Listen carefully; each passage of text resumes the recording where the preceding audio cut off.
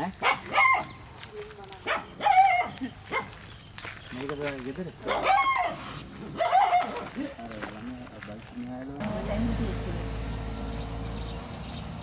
මේක මම කුඹුලක කස් තියලා තමයි හදාගත්තේ. ලක්ෂයයි කස් තියලා ගත්තේ මට ඉතින් හදා ගන්න තරම් බෑ ලක්ෂෙ. ඉතින් හදා ගන්න විදිහකුත් නෑ මට. කොහෙද ළමයි? ළමයි ඉස්කෝලේ. කී වසරද ඉන්නේ? 6 වසරේ.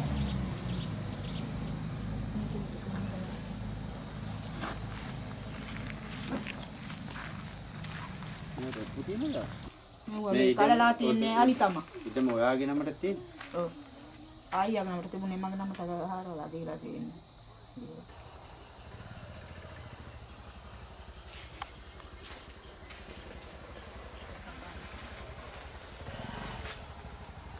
මෙයා පැත්තේ සීරම කැඩිලා. අම්මේ නේද?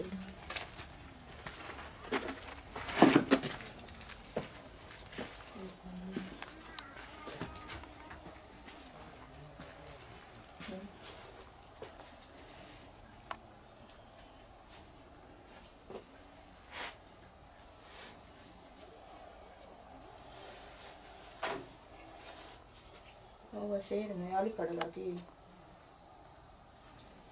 පීච් එකේම මොනවද? මේ වහන්නේ අලි කඩන්නේ. අලි? කොහෙන්ද? අලි එනවා මිනි මරු අලියා. අයියා පස්සෙනුත් එළුවා. දැන් මේ අලි කල්ලාද ඔයාගේ මේ අල්මාරිය? සැරයක් හරියට කැඩුවා මේක මේ අලි. ඒතර ඔයාලා කොහෙද ඊට පස්සේ මේ උළු වහලා තිබ්බේ සම්පූර්ණ මලියා කැඩුවා බිමටම සමදලා කරා. ඒලා තමයි රජින් මේ ලක්ෂයක් පාසලා මේ වහලා ගහගත්තේ. රජයෙන් අලි කැඩුවට පස්සේ ලක්ෂයක් දුන්නද? ඔව් මේ කණු දාලා වහලා ගහගත්තේ ඒලා. වටෙන් දුන්නා අර කොන්ක්‍රීට් කණු. ඔව්. ඒව දීලා සීට් දුන්නා. ඔව්. සීට් ලැඩි කීයක් තියෙනවද? සීට් ආන්නේ එක්කෙනෙක් නිකන් දුන්නා සීට් අපේ අඳුරන දන්නා කෙනෙක්. උදව් කරා අපිට මේ සීට් ගන්න. ඒතර දැන් ඔයාලා කොහෙද හිටියේ අලියා කඩනකොට? ලක්ෂයක් දීලා මං ගෙදර හිටියේ නේ. අපේ ලොකු අයියා තමයි ගෙදර ඇවිත් හිටියේ. අයියා පස්සෙනුත් එලවලා. බයයි මහත්තයා හිටියේ නෑ දවස්වල. වැඩකට ගිහින්. දැන් මහත්තයා කො? දැන් මහත්තයා දුවට කරදර කරන්න ගිහින් එයා දහිරේ ඉඳලා නිදහස් වෙලා ඉන්නේ දැන්. ඔයාගේ මහත්තයා? ඔව්. එයා දෙන නඩත්තුවෙන් තමයි අපි ජීවත් වෙන්නේ මේ දුරටවත්. ගොඩක් හරියට මේ ගමේ කට්ටිය අපට උදව් කරන්නේ. 10ක මදි. දැන් මහත්තයා හිරේද? දැන් නිදහස් වෙලා ඉන්නේ එන්න දෙන්නේ නැහැ ගෙදර. තහනම් කරලා තියන්නේ. දුවට වයස කීයද? වයස 12 සම්පූර්ණ නේ. කීයෙන්ද දුව ඒ වගේ කරදරයකට පත් වෙන්න උනේ? වයස 10. අවුරුදු 10. දුව ඔයාට ඇවිල්ලා කිව්වද? කරදරේ වෙන්න තිබ්බා කරදර කරන්න පෙළඹුණා. ඊට පස්සේ පෙළඹුණා මම හැංගිලා බලන්න මටත් හරියට යාගින් හිරියර කරදර තිබුණා. මම බලාගෙන හිටියේ. බලාගෙන හිටපින් හරි ගෑ නැත්තම් ළමයා ඉවරයි. එයා බොනවා හරියට මත් පිට පාවිච්චි කරනවා.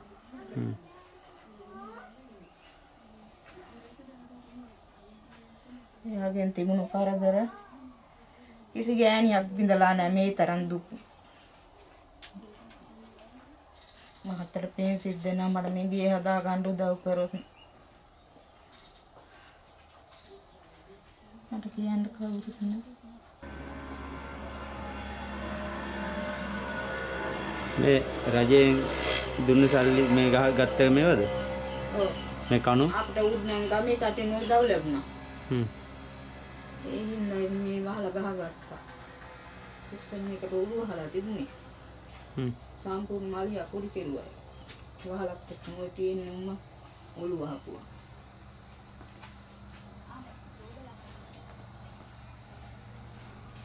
ස්පදින් නිකන් ඉන්නේ මේ ගෙදර?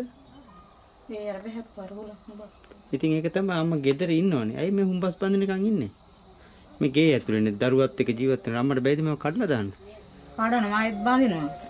මේ ඉතින් එකපාරට බැඳපු එකක් අය මම මේ කොච්චර කල් බැඳපු එකක්ද? එච්චර කල් නැහැ මේක සතියට බැඳලා. ඈ? සතියට බැඳලා මේක ගලමන්නේ. දැන් ගලවන්න එපා. දැන් ගලවන්න එපා. අම්මා ගෙවල් වල අතු ගන්න නැන්ද? අතු ගන්නවා. එතකොට මේක පෙවුන්නේ නැන්ද? සතියක් අතු ගන්න නැති විදියද? මම ඉතින් කැඩුවේ නෑ. හොඳ නැන්ද කඩන්න?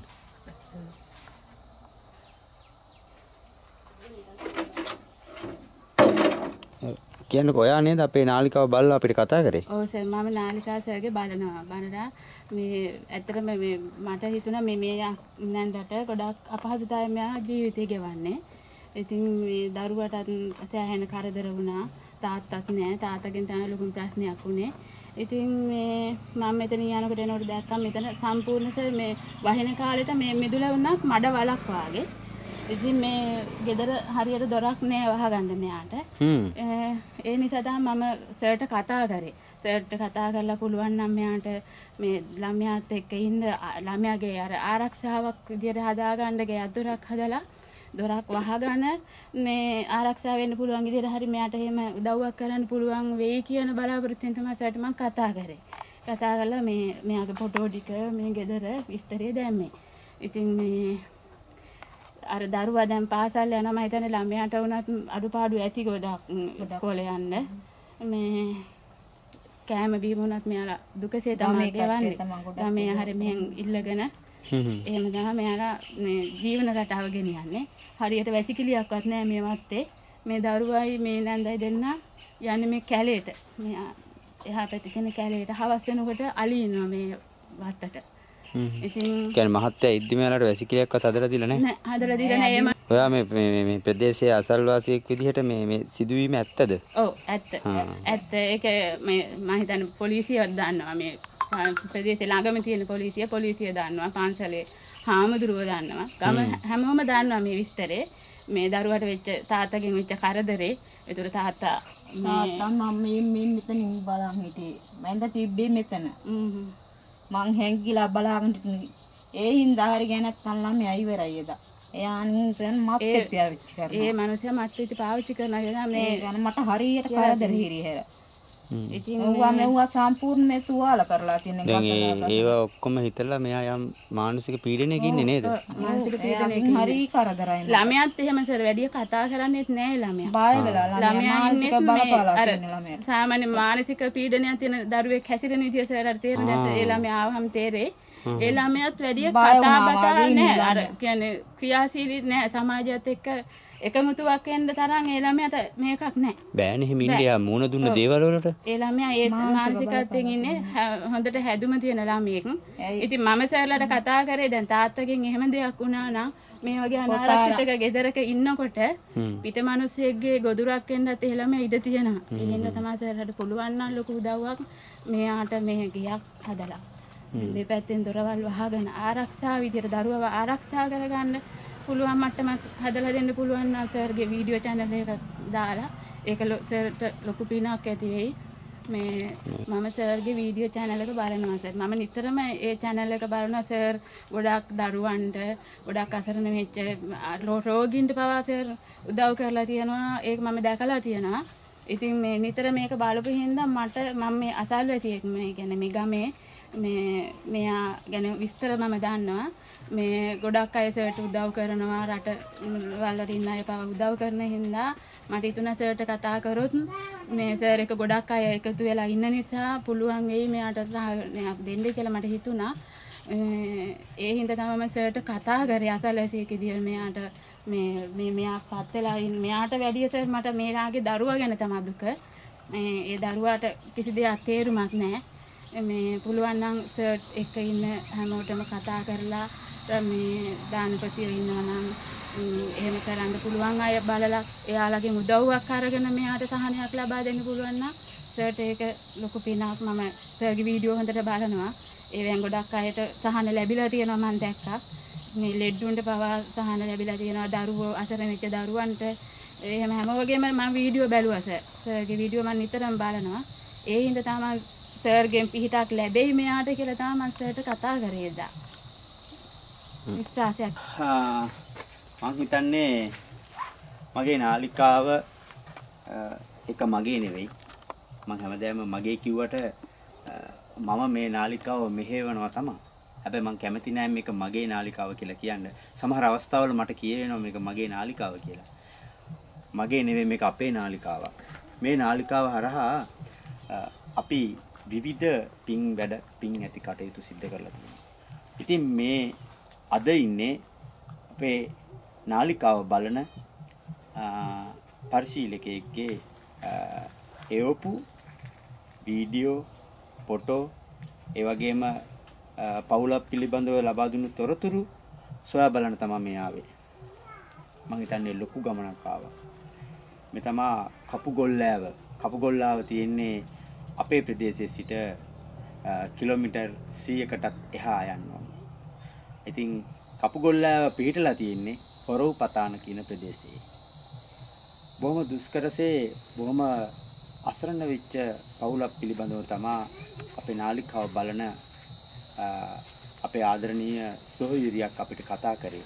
ඉතින් වාර කීපයක අපිට කතා කරා මේ දුර ප්‍රමාණයක් නිසා අපිට එකපාරට මෙන්න බැරි වුණා. හැබැයි කෙසේ වෙතත් අපි ආවා.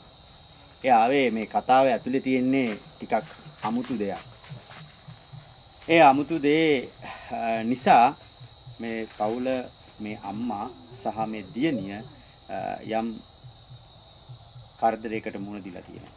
ඒ මුහුණ දීමත් සමගම මම හිතන්නේ ඒ කතාව තව කෙනෙකුට කියන්න පුළුවන් කතාවක් නෙවෙයි.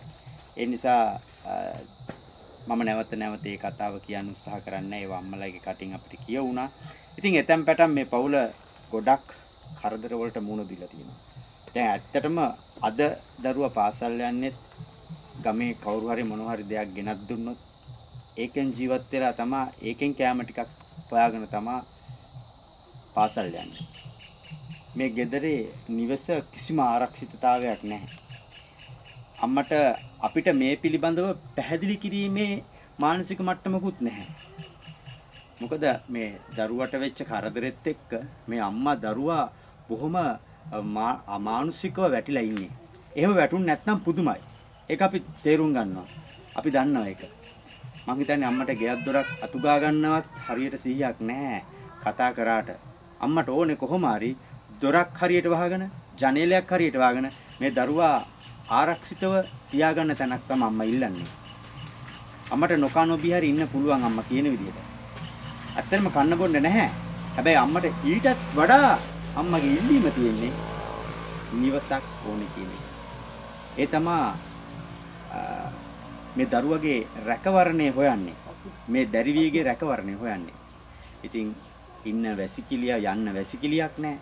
ඒ වැසිකිළියක් වෙනුවට තමයි මේ නිවසට පිටිපස්සෙන් තියෙන කැලෑව තමයි ඒ සඳහා පාවිච්චි කරන්න සිද්ධ වෙලා තියෙන්නේ. ඉතින් මෙවැනි ලොකු දැරිවියක් ඉන්නකොට අවුරුදු 11ක විතර දැරිවියක් ඉන්නකොට අම්මා කෙනෙක් විදිහට වෙච්ච දේවලුත් එක්ක ලොකු ආබාධයක් ලොකු මානසික තත්ත්වයකට වැටෙනවා. ඉතින් අපි ඇත්තටම නාලිකාවක් විදිහට අපි ගොඩාක් කනගාටු වෙනවා මේ අම්මට මේ දැරිවිට සිදුවීම මේ වෙච්ච සිද්ධියත් එක්ක. ඉතින් ඒකට අවශ්‍ය දඬුවම් බින්දා ඒකට අවශ්‍ය දඬුවම සමග මම හිතන්නේ තාම විඳිනවා ඒ දඬුවම. මොකද හැම මාසයකම මෙයාලට වන්දි මුදලක් ගෙවනවා. ඉතින් ඒ මුදලෙන් තමයි මම හිතන්නේ සියලු දේ මේ නඩත්තු වෙන්නේ තාමත්. කෙසේ වෙතත් අපිට අවශ්‍ය තියෙන්නේ වෙච්ච කරදරවලට අපි කිසිම දෙයක් අපි ඒ ගැන පිළිබඳව කතා කරන්න. ඒවට නීතියක් තියෙනවා. ඒවට මේ රටේ නීතියානුකූලව ඒවට දඬුවම් විදලා තියෙනවා. ඉතින් මේ අපේ නාලිකාවෙන් අපි බලාපොරොත්තු වෙන්නේ මේ නාලිකාව බලන අපේ රට විරුවන් ඇතුළු රිපෝටර් දඹුල්ල YouTube නාලිකාව සමග ඉන්න අපේ ආදරණීයයන්ගෙන් මමත් ඉල්ලීමක් කරන්නේ අපි මේ දරුවට අම්මට ආරක්ෂිතව ඉන්න තැනක් හදලා දෙන්න උත්සාහ කරමු කියලා. මොකද ඒ උත්සාහය මේ වෙනකොටත් අරගෙන තියෙනවා යම් මට්ටමකට අතිවාරමක් දාලා. ඉතින් අපිට තියෙන්නේ ඒකට තව කොච්චරක් යනවද කියලා මුදලක් අපි බලලා පුළුවන්කමක් තිබෙයි නම් අපිත් සමග එකතු වෙන්න. අපි කොප්පමණ දුර තිබ්බත් අපිට හැකියාවක් තියෙනවා මේ අම්මවයි දරුවයි ආරක්ෂිතව කොහේ හරි එක තැනකට තියන්න. ඉතින් අපි කොහේ හරි යනවා නම් අපිට නිකන් යන්න අවශ්‍ය නැහැ. ඒ තමයි අපේ නාලිකාවත් සමග එකතු වෙලා ඉන්න අපිත් එක්ක පිරිසක්. ඒ තමයි විවිධ රටවල් වල පිරිස ඉන්නවා. ඉතින් අපි යනවා නම් මෙවැනි දුප්පත් අසරණ කවුරුන් හෝ දුටුවොත් අපිට යමක් කරන්න කියලා කතා කරලා තියෙනවා. මාත් එක්ක ගොඩක් හිතවත්කමින් කතා කරන ආදරණීයයන් ඉන්නවා. ඉතින් ඒ අතරේ අපි මතක් කරන්න ඕනේ කුවේට් ඉඳලා සොෆියා කියන මහත්මිය අපිට මුදල් ලැබා තිබුණා. තමන්ගේ සහෝදරයා වෙනුවෙන් හා තමන්ගේ අම්මා තාත්තා වෙනුවෙන් තමා මුදල් එවලා තිබ්බේ. මොන හරි ආහාර ටිකක් අරන් යන්න මෙවැනි කවුරු හරි දැක්කොත් කියලා අපිව විශ්වාස කරලා අපිට මුදල් ලැබලා තියෙනවා. ඉතින් අපි ඒ සහෝදරයා මිය ගියා. ඉතින් ඒ මියගිය සහෝදරයාට අපි ප්‍රාර්ථනා කරනවා නිවන් සුව ලැබෙන්න කියලා තමයි. ඒ වගේම ආදරණීය දෙමාපියන්ටත් මේ කරන පින් හේතු වේවා වාසනාව වේවා කියලා අපි ප්‍රාර්ථනා කරනවා. සොෆියා මහත්මිය කුවේට් සිට රිපෝටර් දඹුල්ල YouTube නාලිකාවත් සමග එකතු වීම පිළිබඳව අපි ගොඩක් ස්තුතිවන්ත වෙනවා. ඒ වගේම තමයි මගේ තවත් සහෝදරයෙක්සේ මාත් එක්ක වැඩ කටයුතු කරන එංගලන්තයේ පදිංචිව සිටින ඇබි මහත්මයා තාම ආදරෙන් මම මතක් කරනවා. අපිට ඇබි මහත්මයා ඒ රටේ මුදල් වලින්ම අපිට එවලා තියෙනවා. මොන හරි දැක්කොත් කාට හරි යමක්කමක් කරන්න කාගේ හරි කුස ගින්න නිවන්න පුළුවන් නම් අන්න ඒක තමයි යා සතුටු වෙන එකම කාරණාව. ඉතින් ඇබි මහත්මයා කියන්නේ රිපෝටර් දඹුල්ල YouTube නාලිකාවත් එක්ක බොහොම ලෙන්ගතුව අපිත් එක්ක ඇසුරු කරන කෙනෙක්. ඒ වගේම අපි පිළිබඳව සොයා බලනවා. ඉතින් අපි ගොඩාක් සතුටු වෙනවා ඔබතුමා පිළිබඳව.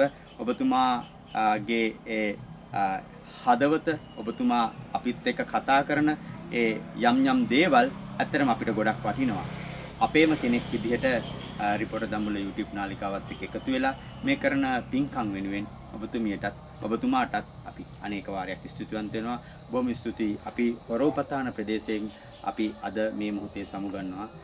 අපි බලමු ඉදිරියට මේ දරුවා සහ මේ අම්මා වෙනුවෙන් තව මොනවද අපිට යමක් කරන්න පුළුවන් කියලා. මේ සර් මගේ ආරස්සයි මගේ දරුවාගේ ආරස්සාව සඳහා මේ මට ඉන්න ආරස්ත ළමයක් තියාගෙන ආරස්ත තැනක් තමයි මට ඕනේ. ওই ටික හදාගත්තේ මං අත්තිවාරම දාගත්තත් ඔය ටික හදාගත්තෙන් මගේ වී බැද්දක් හරි අරන් කණ්ඩ තිබ්බු කුඹුරු කස් තියලා. ඒකවත් මට කරගන්න විදිහක් නැහැ. දැන් තාම කුඹුර බේරගත්තෙත් නැද්ද? බේර ගන්න විදිහක් නැහැ. මට මේ බේර ගන්න තරම් මගේ අතේ මට එහෙම වත්කමක් නැහැ. මට ඉන්න තැන හදලා දුන්නා නම් මට ඒ ඇති. ගොඩක් පිං එහෙමුණා. එනකොට මේ මහත්තයලා බඩුගෙන මට ඒ බඩු දුන්නාට දහස් වාරයක් වැඩි ලැබෙන්න මේ පින එයාලට අත් වෙන්න ඕනේ යාලා.